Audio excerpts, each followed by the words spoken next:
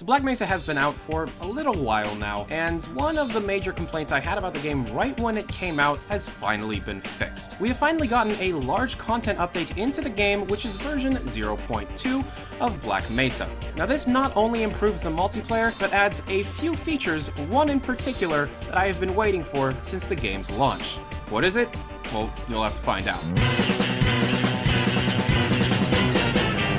Let's get this out of the way. There have been quite a few bug fixes and visual improvements added within most of the single-player campaign, spread across all of the chapters. Now, without going through each one in particular, just know that there are quite a few improvements, especially visual quality, and quite a few bugs. Now, this update does bring a few bugs into the game, but they are being fixed as quick as possible. Keep in mind, a bug fix update happens much quicker than a content update, so the Black Mesa team is working hard to be able to make sure that these bugs are taken out of the game as quickly as possible. The single-player fixes, however, are not the main focus of this update, as version 0.2 is actually officially called the Crossfire update, and actually is a very multiplayer-focused update, especially with one incredible addition. Along with the obvious addition of my favorite multiplayer map of all time, Crossfire, many new additions have been made to the multiplayer game as a whole, including a brand new animation system which actually lets players see third-person swimming and not just a T-pose through the water. God rays have been added to most maps, and don't worry, this is not an NVIDIA-only feature. This is just something that is added within most maps with an outside component or windows. The Tau Cannon can now wall-shot, a feature that was seen within the original Half-Life 1 deathmatch, and it is a very welcome feature to be able to see it within the Black Mesa multiplayer. Sounds and particles now play on all player and weapon respawns, making it more known to other players on the map that the weapon or the player is respawned, kind of making the game a bit more balanced, especially for the people that aren't respawned. If you use the G-Man as your multiplayer model, you no longer have to look at Gordon's arms. The G-Man now has proper view model arms that match his third-person world model, which is a very welcome addition,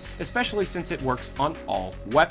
There is also an original Counter-Strike and Half-Life 1 feature added, the walk button that plays no stepping sounds. Pushing down shift by default will cause the player to walk much slower, but incredibly silent, so no other players can detect you. Team color is now displayed in the kill feed and in the chat, and the very popular community maps Chopper, Rail, and Power are now in the official map rotation. On top of the specific multiplayer changes, new view models and world models have been made for the glue-on gun, crossbow, RPG, and shotgun, along with third-person shell ejection for the shotgun for multiplayer. Lastly, and most importantly, the Black Mesa content creation tools have been greatly improved, with the most important addition, especially for people that don't necessarily create, being that there is no longer any file size limitation. Before, anybody that wanted to submit anything to the Black Mesa workshop had to keep their content under 100 megabytes. This is no longer the case, so expect to see a lot more higher quality, higher resolution, and much larger things to be able to download from the Black Mesa workshop.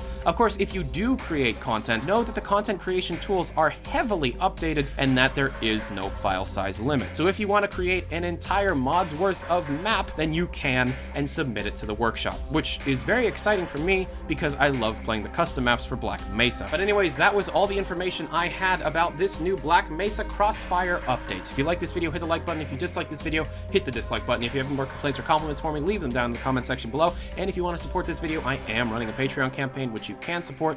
Link to that is down in the description. But anyways, thank you for watching. As you know, I'm Tyler McVicker. This is Valve News Network. Have a good day.